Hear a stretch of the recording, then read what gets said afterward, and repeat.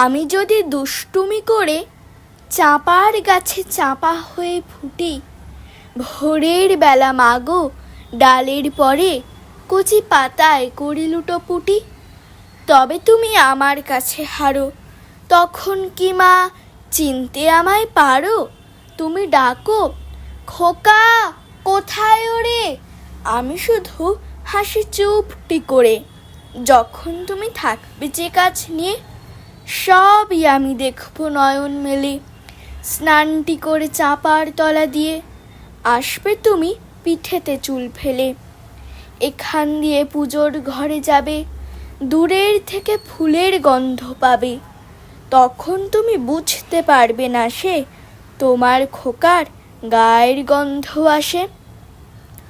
দুপুরবেলা মহাভারত হাতে বসবে তুমি সবার খাওয়া হলে।